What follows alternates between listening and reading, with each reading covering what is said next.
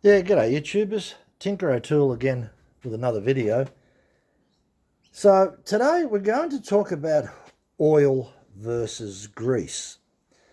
Now it is recommended that you use a very lightweight hydraulic oil for the bearings on the spindle, gearbox. You've got these little flippy caps and you use hydraulic oil. Same as on the ways, they recommend using hydraulic oil. Up here on this spindle here, where the pulley is, it uses grease. On the gears here, on the gearbox, we use oil, hydraulic oil. Yes, you could put grease. I tried it with grease before when I first got the lathe, I thought, oh, I'll put a bit of grease on the gears. Anyway, after doing a lot of reading about grease versus oil, where do you use grease and where do you use oil? Well, it's an interesting subject, that one, and you get different answers. So if we look at a standard bearing, whether it's a wheel bearing in a car, whether it's a pack bearing with seals, we use grease. If we used oil, it would leak out. So grease is essentially oil in it with fillers. Now, the reason that we use oil on the compound slide, the apron slide, the ways, even on the quick release mechanism, the main reason, and to me the only reason that we use hydraulic oil instead of grease, is because if any metal particles come off, they'll stick to grease much more than they'll stick to oil. They still will stick to oil, don't get me wrong.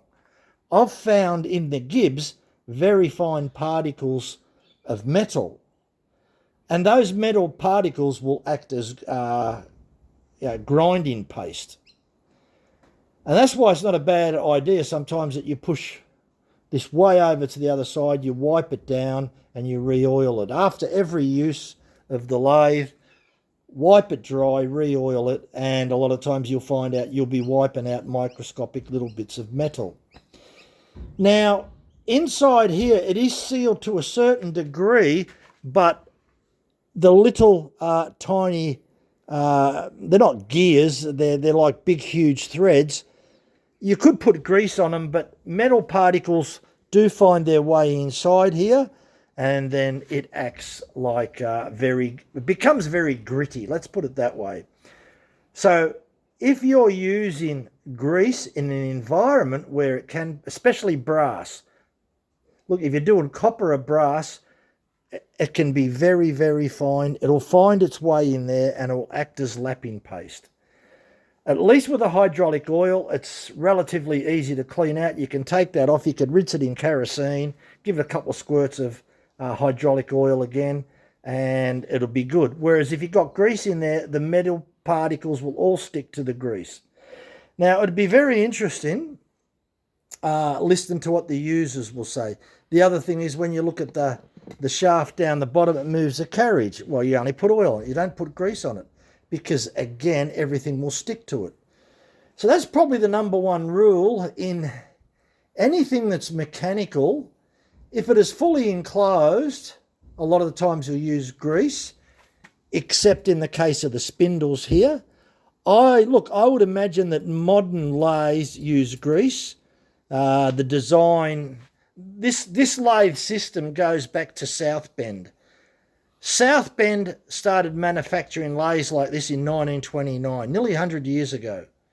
So this is pretty old technology.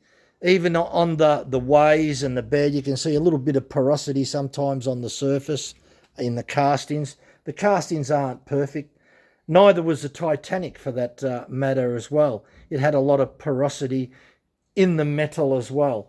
So, going back in the early 1900s, when they used to manufacture these around 1920s, and when it was South Bend, before Hercus here in Australia, I think in the early 50s, under license, the Hercus family started manufacture these in South Australia.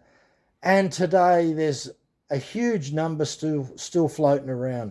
Back in the day, they were a precision lathe, And it was recommended that you use light hydraulic oil, 40 weight, I think it is, by memory.